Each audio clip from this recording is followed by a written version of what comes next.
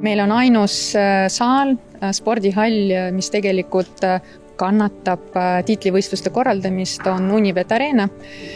Ja tingimuste või nende reeglite järgi me oleme kohustatud pakkuma vähemalt 10 soendusplatsi olemasolu ja ma julgen öelda, et see on esmakordselt, kus Euroopa meistrivõistlused toimuvad 3 erinevas hallis, ehk siis Rocca al Mare tennisehall, kus võimlejad alustavad soendusega, siis lähevad üle Unibeti ja siis hommikustel tundidel, kus parasjagu, nagu me teame, enne võistlusi kõik tahavad harjutada, siis pakume võimalust veel Kalevi spordihallis. Kokku on meil 13 võimlemisplatsi koos vaiba ja poodiumitega.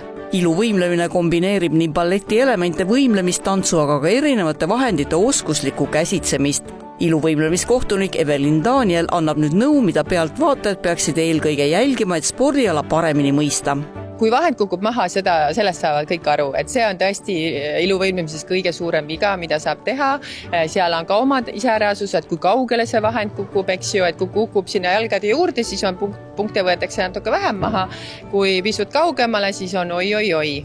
Aga lisaks on tegelikult palju muid vigu, kas kehatöö elementidel, tasakaaludel, hüpetel, kas seal on natuke vorm, ei ole päris see, mis reegliraamatus on. Eesti valitsev meister Valeria Valasevitš lubab võistlustele minna külma närviga ja mitte üle mõelda. Ma arvan, ikka on raske, et hästi palju tehnikat ja tähelepanu vaja ja kõik need elemendid ka puhtalt sooritada. Kui raske see iluvõimleja elu selles suhtes on, et baleriinid sageli kurdavad, et neil on varbad verised ja palju vigastusi. Kuidas teil on? No üks vigastusi, ma arvan, on iga spordis ja palju, aga ma arvan, et iluvõimles enamastigi ongi, et selgi on need jalad. Aga praegu on kõik terve ja hästi. Lihtsalt oleme väga närvilised, väga suur pinge on, see on kõige keerulisem asi, aga muidu kõik on okei. Kui palju te harjutanud tegelikult olete, et paistab välja, et ikka väga-väga palju?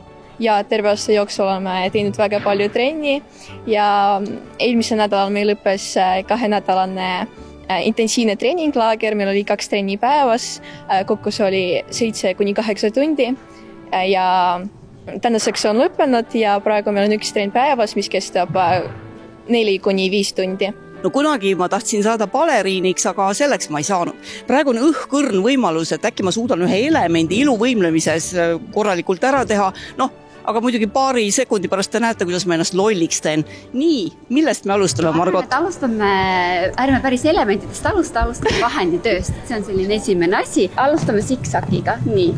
Ja see on juba päris hästi. Ma sain täitsa lopperi. Korraks oli juba üpris ilusad, et siis need ringid on kõik ilusti ühe suurused. 4-5 ringi peab korraga vahendis sees olema. Et siis vahenditöö loeb.